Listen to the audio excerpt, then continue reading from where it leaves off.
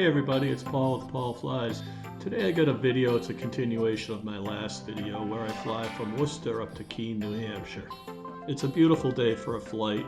The scenery is always fantastic as we fly by Mount Wachusett and Mount Monadnock. The landing in Keene was interesting. I had a little bit of a bounce. I'll talk about what I do when I bounce the airplane. It happens occasionally. I'll talk about why they can be very dangerous. There's a long line of accidents where pilots have mishandled bounces. We start with my last approach into Worcester, and then we fly up to Keene. So relax, and I hope you enjoy this video.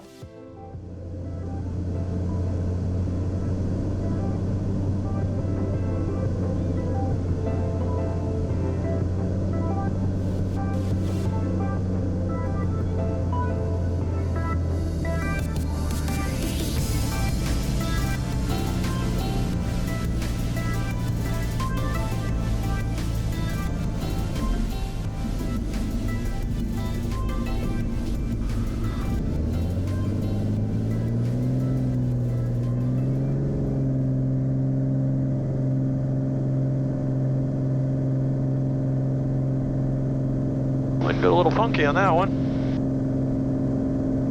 Clear obstacles.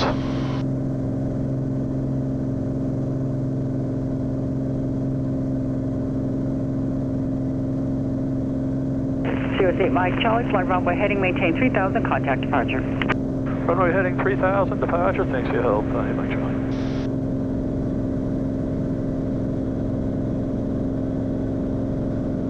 November 17 Kilo Juliet, contact Boston Center 134.3. 600. That's available.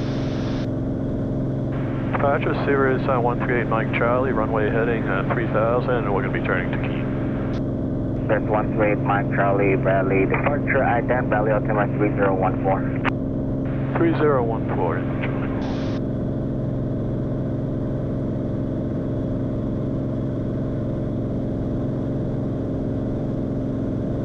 Cirrus 138 Mike Charlie, radar contact 2 miles northwest of Worcester's altitude, leaving and climbing to. I'm going to climb to 3000 and going to be turning, would like to turn to Keene. November 8 Mike Charlie, roger, and what altitude are you at currently? 2600, 8 Mike Charlie. Copy. You can proceed on course for 8 Mike Charlie. Proceed on course, 8 Mike Charlie.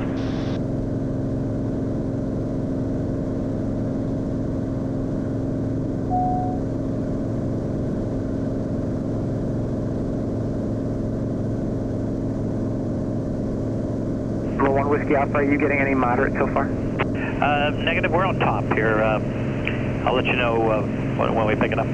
Very good, thank you. And if you need to for number 1 Whiskey Alpha, we could probably get you down to 4, just let us know, okay? Roger.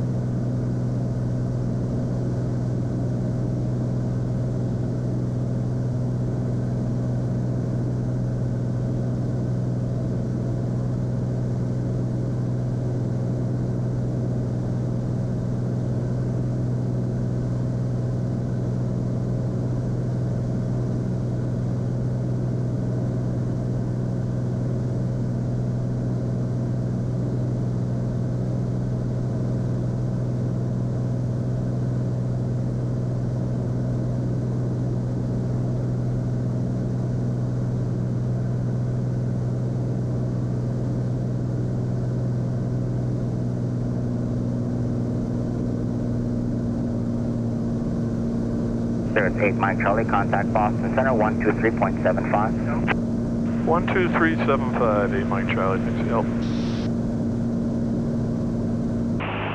Temperature 07 Celsius, dew point minus 02 Celsius, altimeter 3009er. Dillon Hopkins Airport, automated weather observation 1715 Zulu, wind 300 at 09er, visibility 10, sky condition overcast 4100, temperature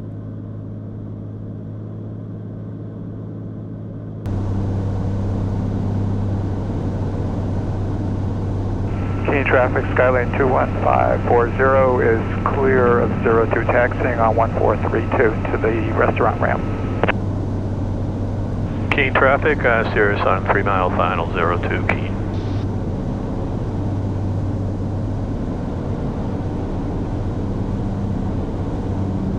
Keene traffic, Skyhawk 2 miles to the southeast, be Kona crosswind 02 Keene. Altitude.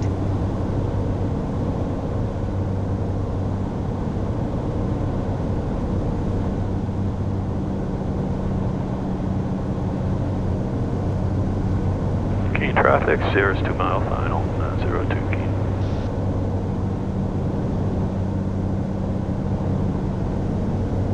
$500. Keene traffic, Skylane 21540 is clear 1432.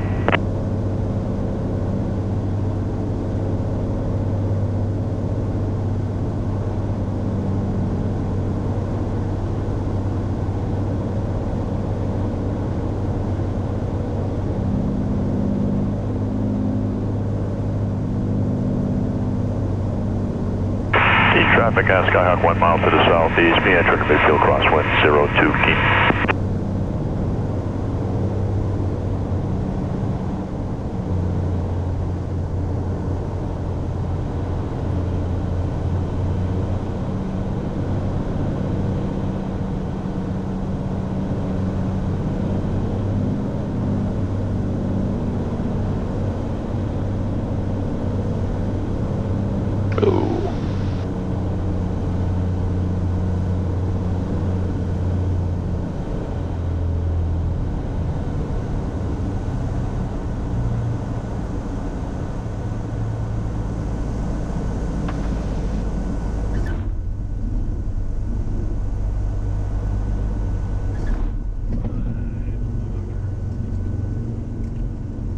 There it is, a bounced landing.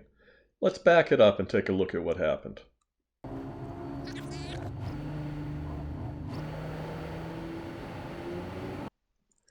Here I am, a couple feet above the runway, in the flare, waiting for the airplane to land. Earlier in the video, you heard the AWAS system report that the winds were 300 at 9 knots. What this means is that there is a 9-knot wind blowing from the left, trying to make my airplane go from left to right across the runway. This crosswind is well under my personal minimums and well within the capabilities of this airplane. Now, someone may ask if there's a runway at Keene that was more aligned with this wind, and the answer to that is yes. But I had followed another airplane into the airport who had landed on this runway, and there were also 2 other airplanes on their way in, and they were using this runway. Finally, the airport management asks that if the winds are at 8 knots or below, that you use runway 2 to land. This is for noise abatement reasons and to keep the neighbors happy. You may also remember that I made a little bit of a noise when we were approaching the runway. We were probably 500 feet from the end of the runway, and I felt an updraft. Normally these don't elicit a response out of me, but this was a pretty good one. Made my stomach go up in my mouth a little bit. Let me play that again for you.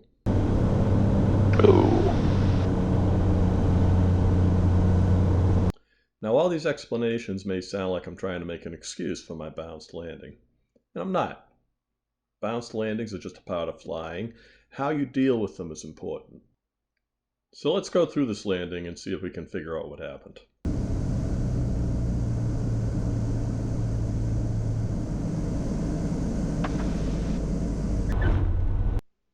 That squealing noise you heard, that was the landing, the touchdown. Actually, it was a pretty good landing at this point. You heard 2 little squeals. That's the upwind wheel touching down first, then the right wheel touching almost immediately afterwards. And that's correcting for the crosswind. This next clip is the actual bounce, where I bounce back up into the air. And you have to watch closely, because it's barely perceptible. I figure I ended up about 6 inches to a foot off the runway. That was fast. Let's take a look at it at half speed. So in that short time frame, that's the amount of time I have to make a decision whether to continue the landing or to go around. I obviously decided to continue the landing instead of going around. I'll talk a little bit about why I chose to do that after we're done with these clips. Let's look at the final landing of this leg. So there it is, my bounced landing. If you're a student pilot, you should always go around if something like this happens. In this case, I had a mile of runway in front of me. The bounce wasn't that bad. I was only about a foot above the runway at most.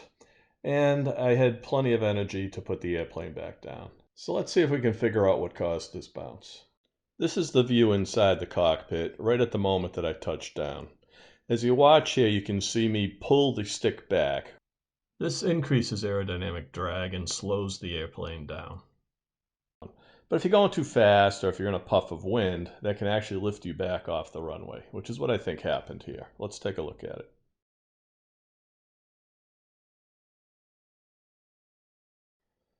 If you look, you can see that I pulled the stick back about 3/4 of an inch while I was on the ground. This was enough to lift the airplane back off the ground. On a normal day, that probably wouldn't have happened. The nose would have just picked up slightly and the airplane would have stayed on the ground. But this day, every landing is a different landing, a new adventure, so to speak. It lifted the airplane off the ground about a foot. So my reaction was to just hold the nose back and allow the plane to land again. And that's what I did. Now, this is one of the options you have. The other option you have is to firewall the throttle and take back off again. And that's always should be a first consideration in your mind. It's also exactly what I would have done had the airplane started moving sideways or had the bounce been any higher than what it was. 2 feet, 3 feet above the runway, you don't want to be in that state because you're still slowing down and you don't have enough lift in the wing to gently put the airplane back on the ground. So that's enough about my bounced landing.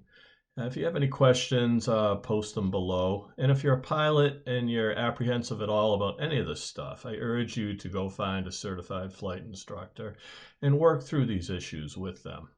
You want to be confident in your ability to deal with these types of situations, and you want to make sure you do the right thing.